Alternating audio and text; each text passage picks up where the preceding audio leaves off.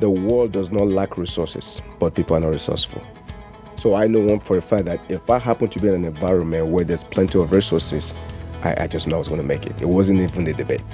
We take a lot of things for granted. We really do. We take a lot of things for granted. But if you had an experience that I had growing up, you have a tremendous appreciation, for life. Tremendous appreciation for abundance. America, it's the best country in the world. What it's done for a guy like me as an immigrant.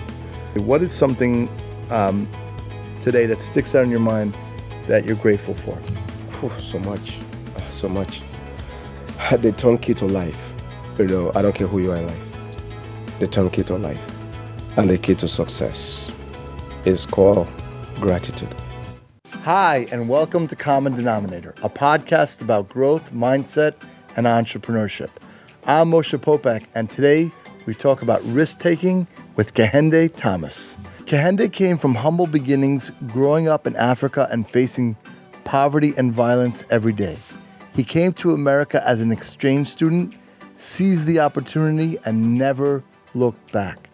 He's now a thriving entrepreneur who encourages people to take risks and be bold in every aspect of their lives. Hi, Kehinde, and welcome to Common Denominator. Thank you. So for me, because I have just a deep emotional connection to Africa, I've spent some time there on safari, and I know, not that I've lived there, but I've experienced what it is to be, living and being in Africa. Right. How was that for you? Tell us about your childhood growing up in Nigeria. Well, when I was growing up, in Nigeria, it was different, very different, because my dad passed away when I was 7 years old. So, by the way, it was an accident. He was gone. So, mom has to raise 8 children by herself. And then my mom never went to school, so there was no financial literacy. Literally, she had to figure things out. But it was a man's world because it's one of those male-dominated society. So the men call the shots. So I watched my mom navigate a man's world, and it was rough, very, very rough. So it got to a point she lost everything. When I mean lost everything, the businesses, the farms and everything, to the point where, in my culture, when you have a house, it's a forever house. However, mom's side and dad's side didn't get along. So they kicked my mom out. So now we started renting. She couldn't make rent. I will remember this forever in my life.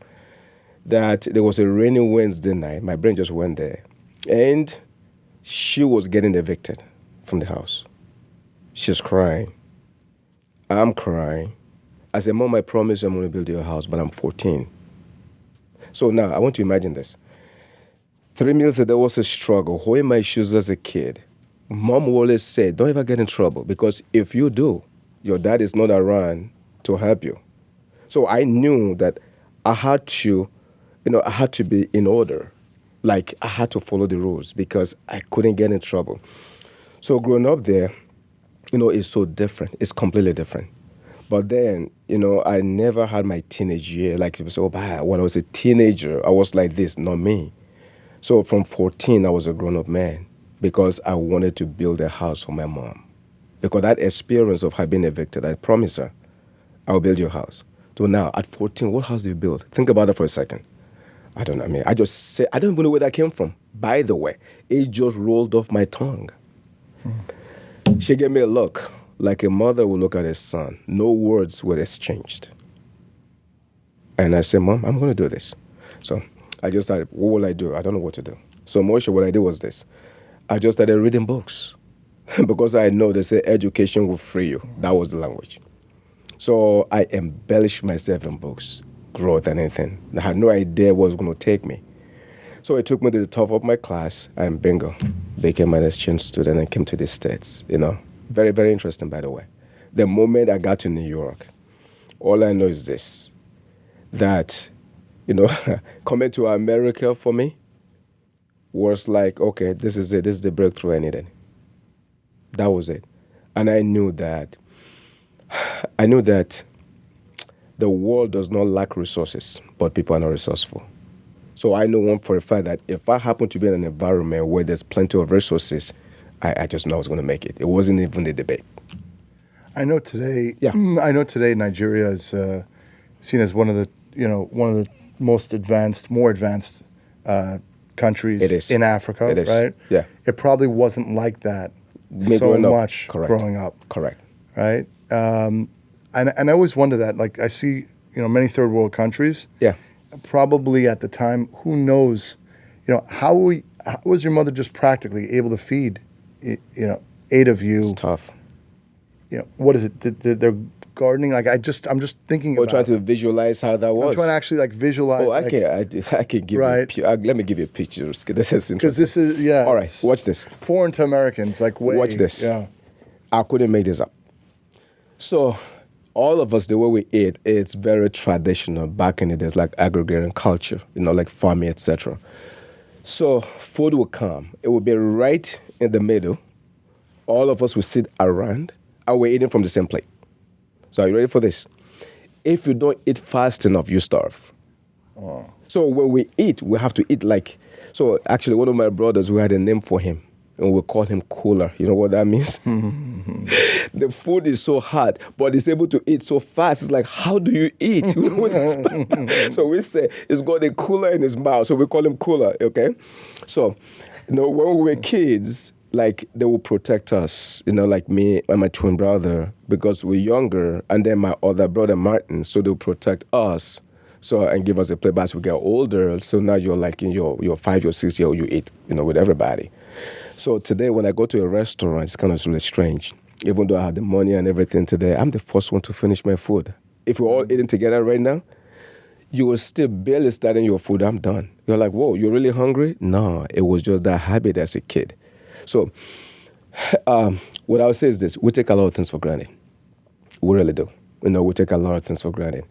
But if you had an experience that I had growing up, you have a tremendous appreciation, for life.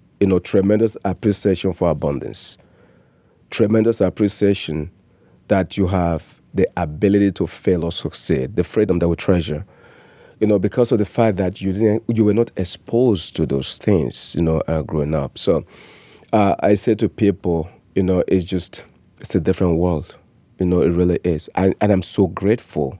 And that's why every post, everything I talk about how America, is the best country in the world. What it's done for a guy like me as an immigrant, to be able to come to a place like this, and end up doing the things that we did. I have tremendous appreciation. Tremendous. Nothing's perfect, but my appreciation is enormous. Oh. So it's interesting that, you end up in New York. Yeah, no, actually, no. I just landed in New York. I was going to Pittsburgh. So it was coming to JFK. Yeah. So I landed in JFK, and then it was just like in transit, and then I made my way, to Pittsburgh because I was going to a college called Duquesne University, in Pittsburgh, Pennsylvania.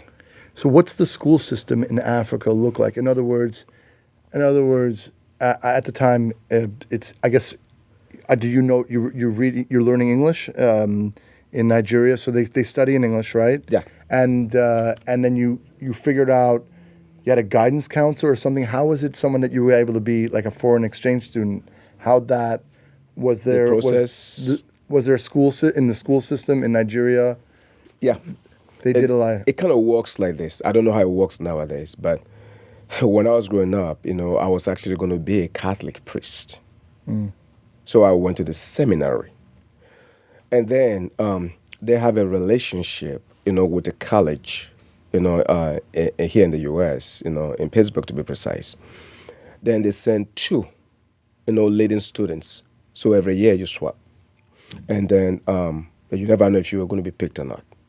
But so it just so happened that all I know is this: if I study hard, and I'm a good student from every perspective of the world, not just academics, but behaviors or otherwise, that I had a shot. That's all I knew. So through the process of imaginations, visualizations, kind of like, the transpounding of the mind that, okay, I'm going to be in the U.S. one day. Then it happened. But the educational system there, to be quite honest with you, it is so it's so incredibly hard in comparison to here. It really is, because over there you really have to be you have to be good. You really have to be good. And we didn't have the access to the electricity and so on and so forth. So you study with candles and lantern, all this other stuff. At night, by the way, you have to finish your book. Literally, you have homework to do. You can't go to the school and say, I didn't finish my homework.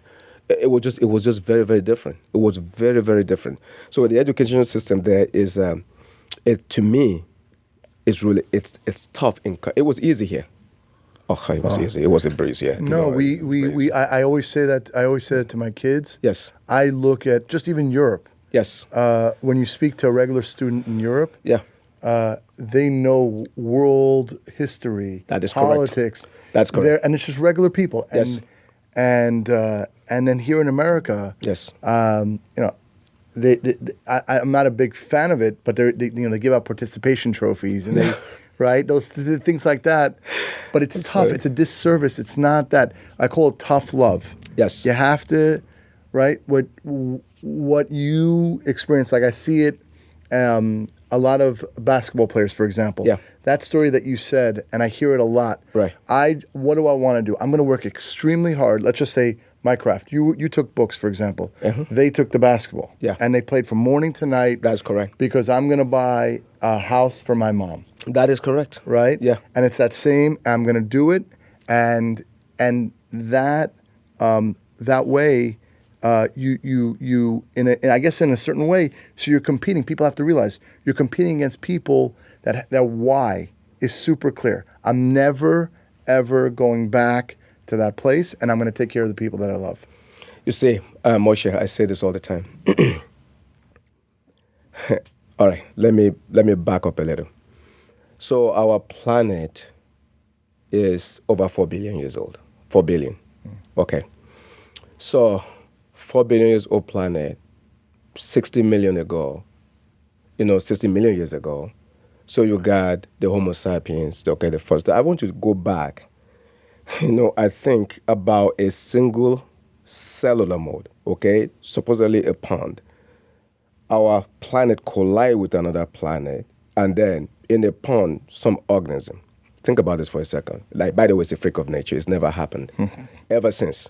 Because you trace our DNA back, and it's still. So there's nothing else to account. Freak of nature. So that's 60 million years ago, okay? The guy walked the surface of the earth, east Tanzania. So when I talk about the human existence, and we're just talking about, who you are, etc., life began in Africa, again, the transmigration, etc. And then let's fast forward. Let's go from 60 million years ago, let's go to 60,000 years ago. So some freak of nature again. What happened? Some asteroid the size of New York, bam, hit the planet Earth. What happened? The dinosaurs. Because if the dinosaurs were alive today, mammals would not be probably the super, like human taking over the surface of the Earth. Wow. And then it was reduced to what? 10,000, okay, Neanderthal. So then, Homo sapiens, so 10,000. You realize that even one disease could have wiped them all out? Think about that. But yet, through all this journey, we survived. You know what I mean? We survived. All this journey, we survived. The reason I go back to tell you about this, is this. You see, me and you are talking right now. There are 70,000 generations from the Homo sapiens to now. So I'm talking to Moshe, but in reality, I want you to think about all the experiences, the generations before you, and the generations tracing back 70,000 back. You're not just the one talking to me now. You are a combination of so many experiences that today, me and you in this incredible room, having this conversation, that's who you are. Now, take back for a moment to the question of why, when you're clear about what you want. Let's come back to that. Yeah. You see, to actually have clarity about who you are or what you want out of life, it's not an easy task. It's the hardest thing in the world. Because you say there are two dates you forever remember.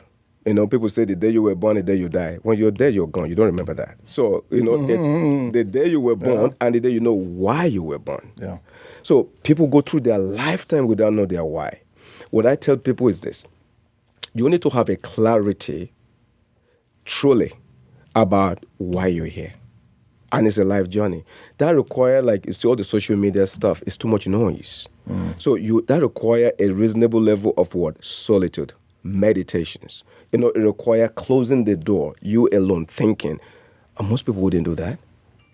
So the life journey is to discover why first. So a kid that play basketball, coming back to your questions, that is just, oh my God, this is, I need to build a house for my wife. His God is why. He's obsessed about it. It's mathematically impossible for him not to get there. That's because right. he's clear about it. When I say I want to build a house for my mom, and I saw that experience that she went through, and then I'm obsessed about it, it's me.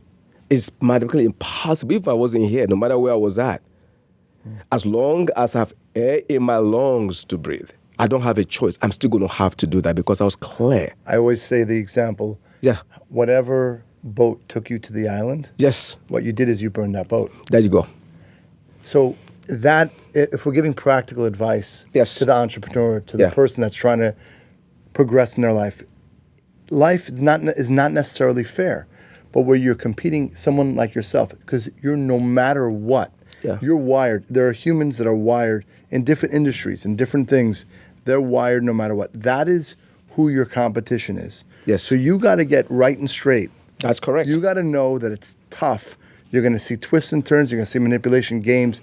People you thought were on your side are going to betray you. That's correct. Many, many levels of things that are going That's to happen. correct. Yes. And that is why, to your point, that is why you have to be super clear what you Right. want, and you have to know that it's going to be super tough, Yes. but you will get there. That's if you're correct. clear, right? That's the angle. Yeah. That's the angle.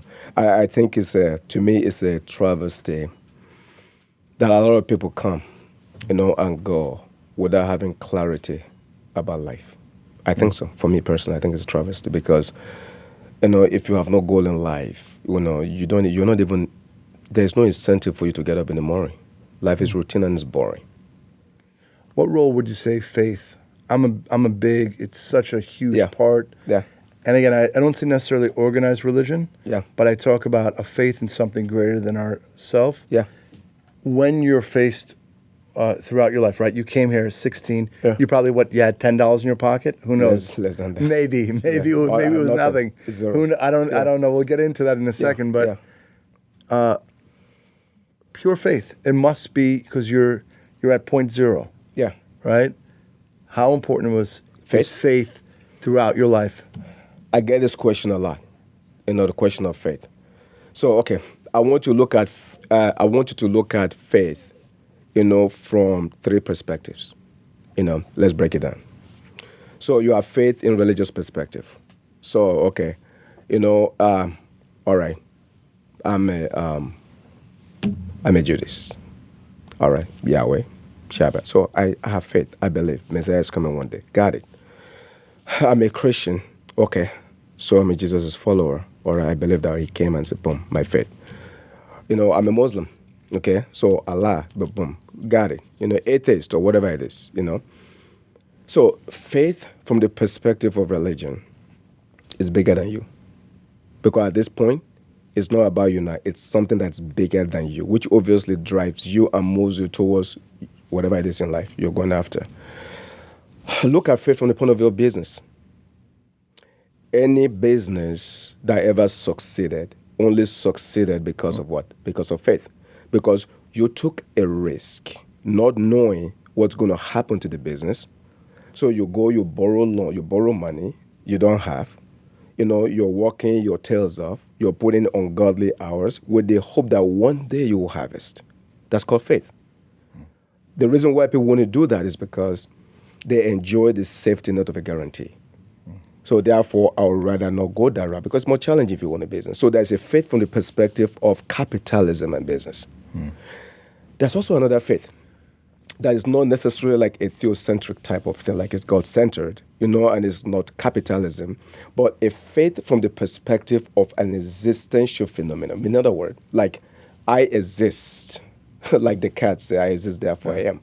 So it's more on the logical side, where it's like, okay, from an empirical perspective, I think, I experience things, so therefore I can postulate my experience into a future occurrence. Faith. So either way you're looking at it, if we rope it all back into business, you understand that you could never go to the next level in business, without faith. Faith plays a massive role in our lives. It's so massive. I have a friend Yes. and business partner Yes. who was actually a former Mossad agent. And he said to me, if someone doesn't have faith, the basics of faith, Yes. he said, let them go into business. Right? You're done. That's right. That will, I just got a call today. In my perspective, this person was super successful. And not that I do loans. Usually I invest in companies, Okay. but I don't necessarily lend. Yeah. But he had asked me, for a loan. He asked me for a loan. Yeah. And let me tell you something. It's a very hard time now. Yes. And that's why you need that. Because a lot of times you're a CEO, you can't show weakness to the people. So are you going to say, are you going to lend a loan? Are you going to lend it? So I have other people because that's just my policy. I don't necessarily lend. I don't necessarily lend. I may invest in the company. We'll see. We'll see what happens. I have a different perspective on that. Yes. I believe that if you deny someone an opportunity to go through the process, Right. if somebody is down and I just immediately rescue them, I deny them the experience of becoming a totality of who they're supposed to be. In other words, they're never going to experience their full potential in life. Think about this. That's a quote that says, that hard times create what? Good times. Good times. And good times create what? Hard times. So That's right. if you don't have someone go through the experience, you're never going to be able to get here. So if somebody's, by the way, I'm not saying that people shouldn't be rescued. I'm not saying that. At some point somebody rescue me. But, the idea is this. There has to be a delicate balance of where people really have to go through the journey. I'm a big believer that you need to go through the journey. Your skin has to be so deep in the game before I even budge. I'll tell you, I have a life coach for 13 years, and he told me before I started, he said there'll be plenty of times, and if it's not the case, that you will basically hate me. Because my job is to make you sit front and center of you. There you go. He's like, and we've journeyed in every single place. And I'm a huge believer in whether it's a life coach or a mentor or somebody that's going to challenge you front and center. Yeah. Because that, and yes, it's painful, but we need that though. And most people don't understand placating and saying and being yes man and saying all that. People don't realize that's not true love. No, it's not true. True love is someone that's going to say the truth. That is correct. That's a friend. That is correct. I think that there is a divide. The divide comes from communications. There are a lot of people have very good intent. I generally believe people are good people. But I think, the divide is how to properly communicate, the phenomenon or the narrative that I want you to experience. We don't communicate that properly because people want to see you succeed. People want to see you win, but people are too quick to rescue, too fast, I know. Just because of the emotional side of us. It's the hardest thing as a father. That job with my kids. Yeah. My oldest is 18 and I work that through. I communicate a lot with them. Yeah. But it's the hardest. My 18 and 16-year-olds started their own business, but you guys got to do it your own. You guys got to go on your own. It's the best thing you could do. And it's hard. And I watch it. Yeah. And then you have mom, right? Mom protects the boys. Right, it's the other way around. Right? That's correct. Mom's protecting the boys. Yep. No, I'm like Yafa. I'm like, no. I'm like, they got to learn on their own. But I wanna go back for a second. So here you are. You're going to school. Yes. I want to know. So you have not a penny to your name. Yeah. And you're just studying. I guess you were living in the dorm at the time? Yeah, so I came into the dorm. In Pittsburgh, yeah. And then, but by the way, it was very interesting, so I gained probably like 10 or 15 pounds in the first 60 days in the stress, US. Right? No, it wasn't stress. Because it's like, gosh, there's something called a buffet. I can eat. And the way you explained before, right? What the heck? It was just like, Man, I am gobbling everything. Oh, but they had milk?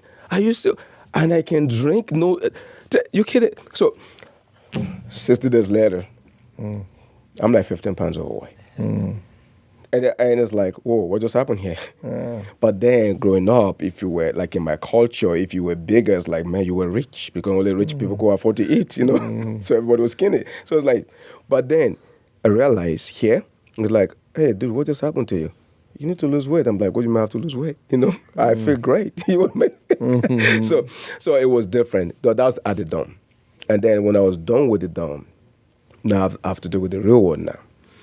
So there's a guy, I could never give him enough credit. His name is Ricky Jordan. You know, he played football for Duquesne University. So me and him just connected, and he said, listen, you can come stay with me. So I end up staying, you know, on Fifth Avenue in Pittsburgh, like with him. Of course, I wasn't paying rent or anything. So I stay with him. I'm in school, you know, and I get to eat. It's like it was God sent. So, but then there were days where, you know, I didn't feel like bothering anyone, you know, because there was no food. It's just what it was. So it's like I would just, you know, I would just go without it, you know.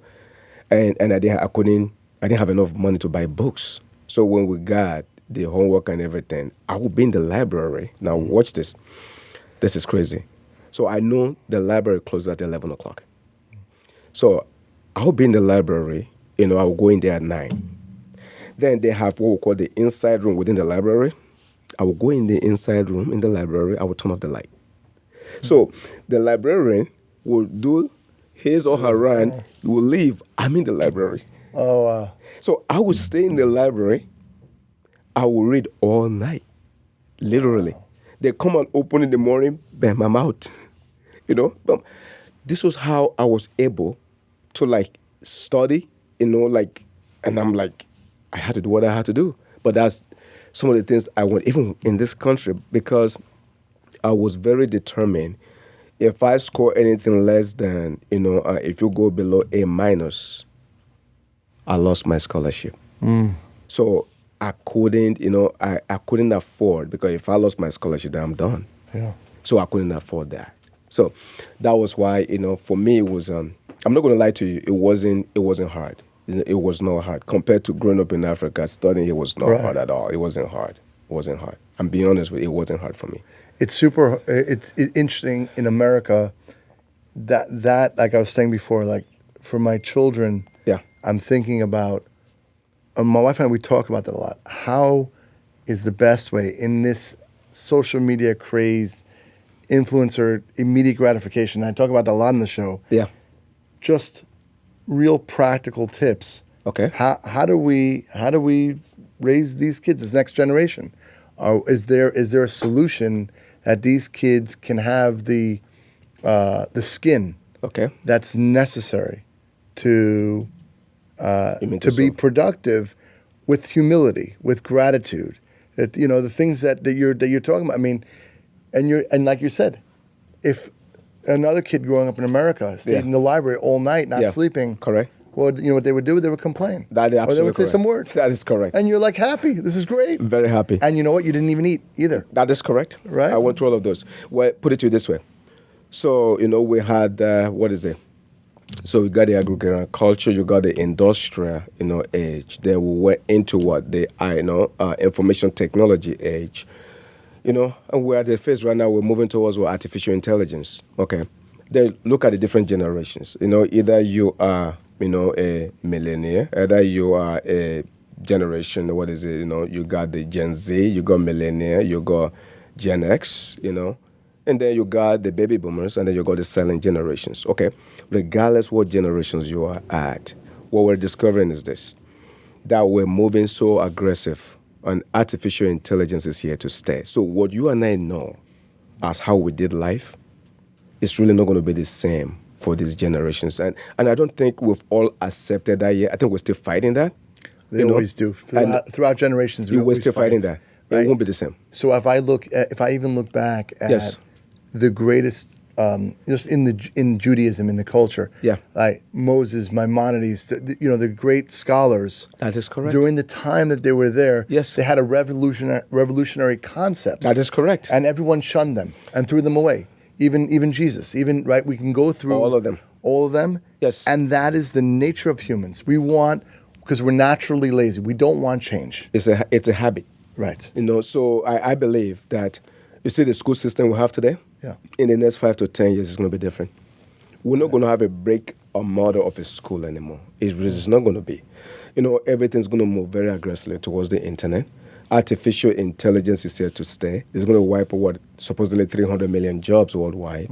Even in the U.S., by next year, 8 months or so from now, it's 2.5 million jobs that's going to be wiped out. So now I want to think about this for a second. In the space and age of artificial intelligence, you and I will still be thinking about how we grew up. The things we experience, what we expect of our children. But in reality, the narrative of the world have changed. We haven't seen that yet. So we're still operating from our experience. So now we're about to have robots, that is going to be more than humans on planet Earth by 2050, according to Elon Musk. That we may even have a robot president one day. So these are things we can't fathom. We don't accept these things. Think about Ford. Oh my God, you're going to put a human being in a power plant? That's the car. Right. I would rather stay on my horse. That's But right. look at how much of a resistance that was. Look at computers in the 80s. Oh my God, computers. And then look at AI. So here's the point I'm trying to make. The point is this, Moshe.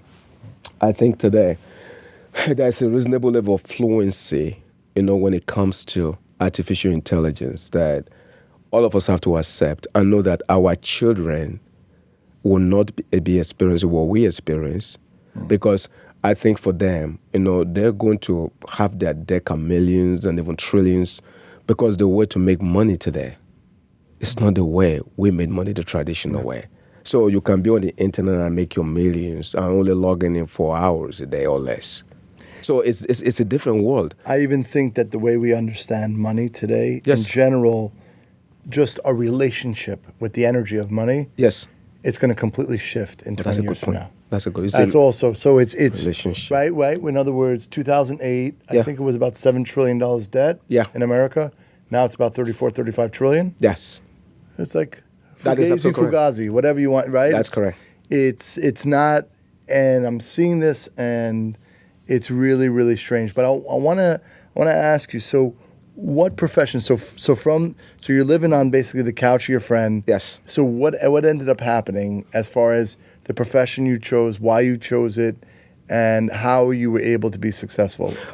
It was, so I went in. I was sharing this with Dave earlier. So, I go in literally and say, hey, you want to play football? Okay, I'm thinking soccer. Let's go. It's American football. That's right. So that it's very funny. When they brought me to the field, I'm expecting the run ball to kick. No. What is this? I've never seen American football. But again, I play soccer. That's my sport. They say, kick it. I know how to kick it. So they have to show me how to kick it. So then I kicked. They're like, oh, I remember they look at me like, oh, do it again. I'm like, oh. In my mind, I'm like, oh, I must be doing something right with this. So they literally were teaching me how to punt. Yeah. I didn't know football. Then to the point where, a guy called Curtis Martin. Curtis Martin used to play for the New York Jets, as a running back. I can see them just like, Yeah. So Curtis Martin's mom, we were having a conversation. So I spoke with Curtis.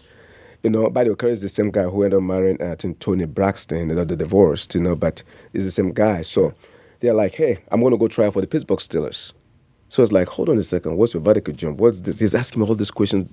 Honestly, I really don't know, because I didn't even know the rules of the game. But all I know is that I can go in there, I can punt the ball, it looks good. So I go in, a guy by the name Tom Modrak was the conditioning coach for the Pittsburgh Steelers. So I was invited. So I go in there. I'm at Three Rivers Stadium. A guy that was before me, his name was Josh Miller, and he had a terrible season. I mean, this dude was punting like 20-something yards or something. It was just that bad. So anybody could have beat him.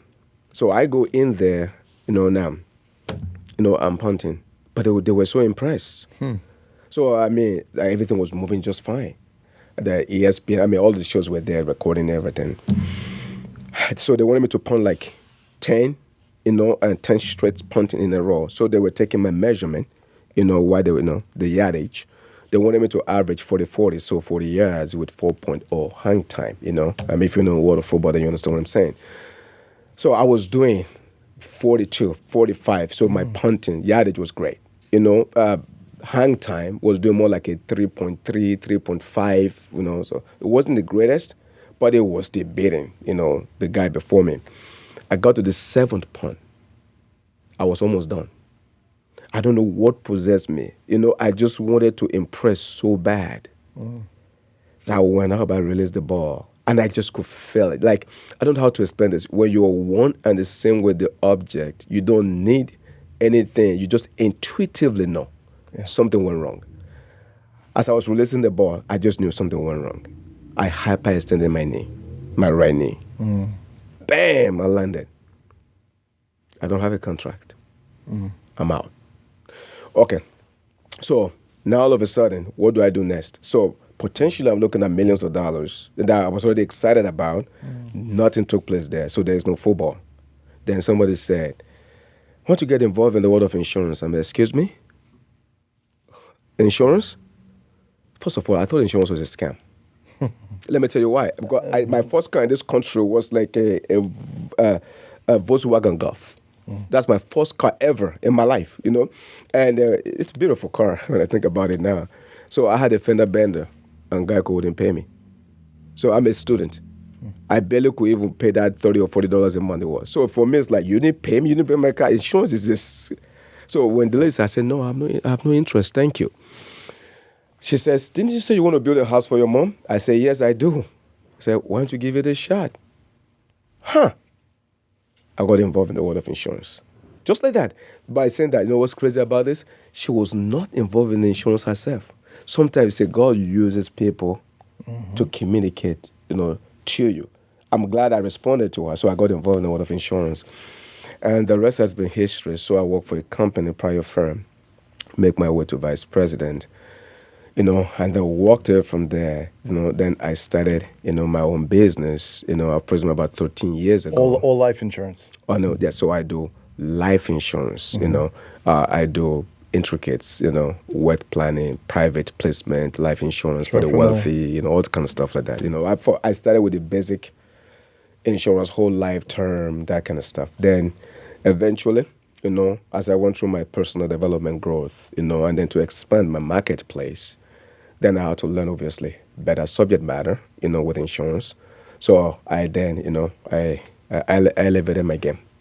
So I want to just tell you, I second not necessarily across the board all the time, but I have a lot of frustration with the insurance marketplace in its nature, right? I'm currently trying to start an insurance company, but in its nature, you pay this premium. Did you say you started an insurance company? No, I'm in the process of putting one together. Oh, okay. Not life insurance, but for hurricane insurance. Okay, got you. Okay. So in its nature, So in its nature, they figure it's a business. Yes. They figure out ways. They give you a piece of paper here. Yes.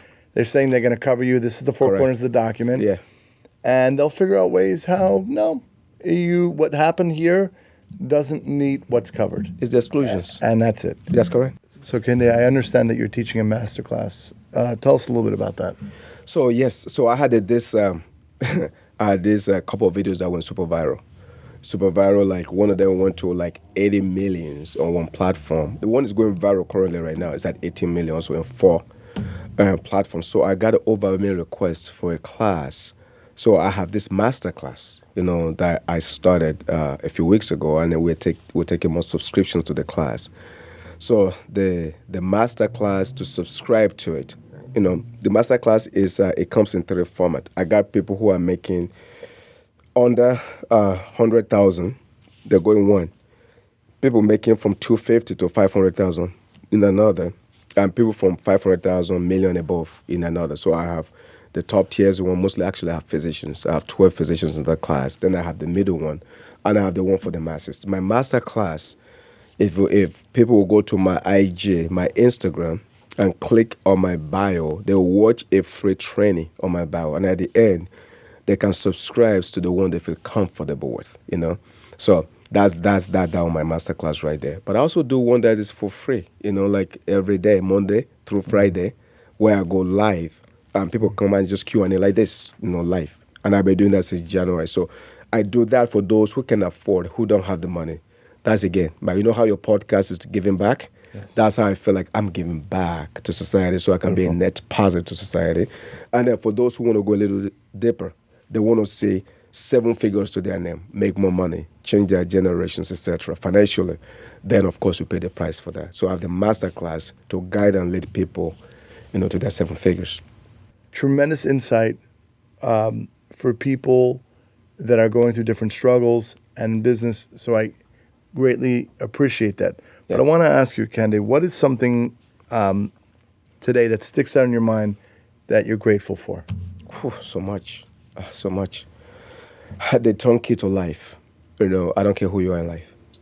The turnkey to life and the key to success is called gratitude. Gratitude. You see, life can come down, if you were to summarize life in one word, it's called gratitude. It's called gratitude because everything's all perspective. It's all perspective. Everything's perspective. You could be a millionaire and be so miserable. Perspective. You could have $100 to your name, equally miserable. Perspective. You could be a thousandaire and be happy. Perspective. You could be a dollar guy, and be happy. Perspective. Gratitude, is the quintessential, the breathing force of life. How do you, if someone, as I know people struggle with it, some days you can have a good relationship with gratitude. Yeah. And some days you're just having a tough day, maybe, and you're overwhelmed, and it's hard for you to get in that right headspace of gratitude. To be grateful? To be grateful.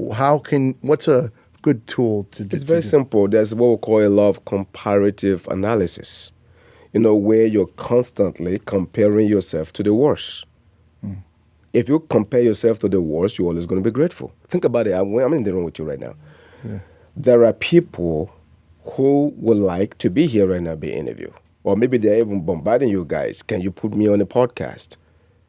Those people exist and they're out there. If I'm in the room with you and I'm having a conversation with you, you know how I felt the first time? Like, I am grateful to be here. When you compare yourself to somebody who is doing worse, you come from a place of gratitude. Let me tell you why people have a problem.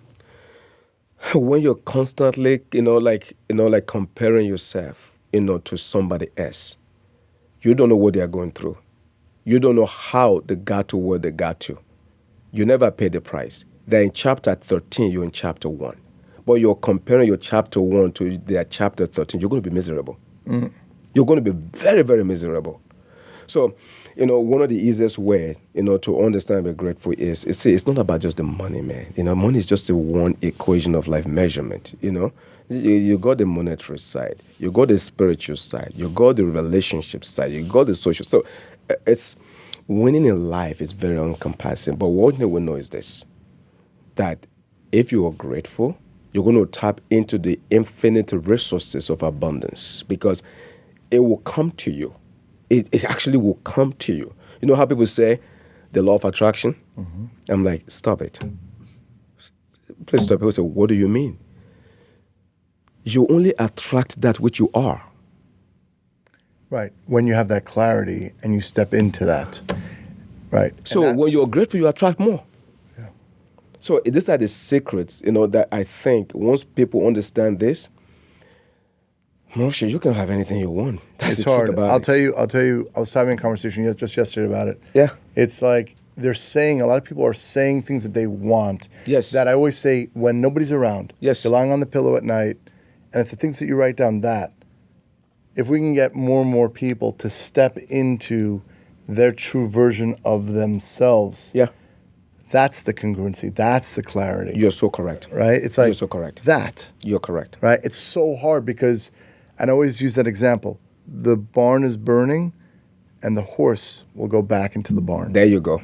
right? There you go. Good It's analysis. always it, and we have to stop doing that. I'm not even talking to myself. I'm talking, so many times. It was so many. I pit in my stomach and unknown. Right. The more you want to grow, it's right. You're gonna have imposter syndrome. I've talked about that. We're gonna have stuff where you want to just, and that's right, but that's familiar, and we're lazy, right? So Yeah, we are. It's we don't want to be lazy naturally. Just so you know that, our brain defaults automatically to what we call a survival mode. yeah, So the right brain, the left brain. So the brain will preserve energy. Let's just go back to the human existence in Africa. So the brain's going to have to preserve itself. So the brain defaults back to its own habit. So it looks like we're lazy. This is the reason why change is very difficult for most people, because guess what? You have to do more, for us to cause. and stay there. Yeah, by you the have to way. and to stay there too. Stay there so hard. That's correct. So it's a challenge because the whole subject matter of change precipitate the acceptance of a possibility of a failure, which we don't like. Yeah. So therefore, we naturally want to be what? Do what we know, and what we're familiar with. So I think that one of the facts of life, is the ability to accept, our potential, our true potential in life. Understanding the things that we can change, the things that we can change. If I think about this for a second, let's talk about the energy frequency. So there's a low frequency energy, there's a high frequency energy. Okay. So I walk in here. Naturally, I saw Dave. Like I knew him already. I watched his podcast, so when I met him, oh yeah, you're Dave, right? Good. Corey came out to meet me, literally and Corey's like so personable. Like, oh wow, this is a nice guy. Naturally, so when my aura and the aura of the people around me within 25 feet at the max, when they collide, if the aura are in synchronicity, you'll love the environment. If they are not, guess what happened? You can't wait to get out of that environment. Now, let's take that to what you just mentioned. Yeah. So anything we're talking about in terms of everything, the change, the why we do the things we do, etc., that this energy, which by the way, we can invite the energy ourselves just by our way of thinking. So it starts with belief, your thoughts to your actions to your results, is that in that order.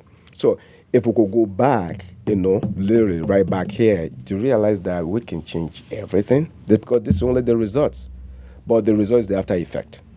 So we got to go back here. Life is beautiful, man. I wanted to ask you this. Yes. Because it is a daily practice. Yeah. And but Kehinde, what is something about you that people don't know? I think I have a substantially boring life. My wife probably would say that because some of the things I like, okay, I think that I feel like I'm an open book because what you see is what you get. When we're talking about politics, I said today, I don't care. I talk about whatever, because for me, I really don't, there's nothing about me that is really secret as such, Very, very little things about me that is secret. But here are the things I like to do. I like to read a lot. I'm an avid reader.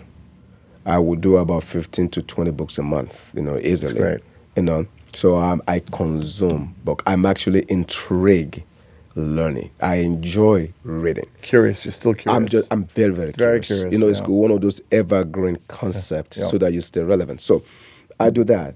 I like exercising a lot, I like running a lot. One thing about me,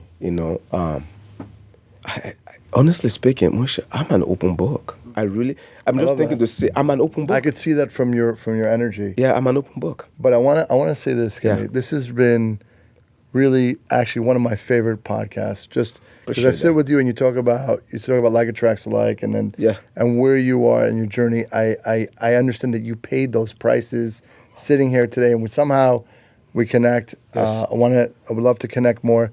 How could people follow you on social and learn more about you? No, thank you, Moshe. First of all, I want to say thank you, for this interview.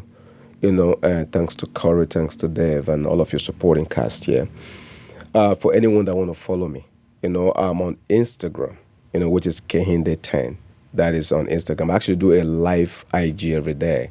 I have about 200 to 300 people live with me, I also have a YouTube channel, it's Dr. Kehinde Thomas, and you'll find me there. And I have a podcast, that is coming up, in overwhelming request for it. It's called KT, Podcast Miami, Beautiful. So, but I'm very easy to find. On Facebook, just my name, Kehinde Thomas, you'll see me, So that's my social media platform right there. Thank you so much, Kehinde. Thank you. A lot of inspiration. Yeah. A lot of inspiration, a lot thank of you. clarity. Yeah. And want to wish you only blessings and peace and prosperity. I really appreciate it. I want to say this to you as my final words. Continue to pass this forward, because my understanding is this. You're very successful at what you do, investment, real estate, etc. Continue to give back, because life, take from takers and give to givers, and keep very accurate accounting. And if you continue to do your part and tilt the earth towards the heaven, even if you don't get to experience all of the beauty of life, while you're here, your children and your children's children will. So, keep doing what you're doing. People like you make the world a better place. Thank you. It really means a lot. Thank you so much. Hope you enjoyed my conversation with Kehinde.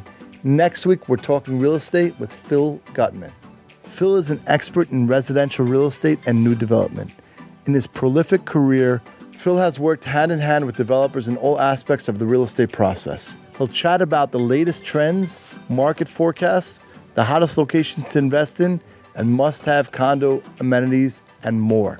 If you're watching on Facebook or YouTube, we'd be grateful for a like, share, and subscribe.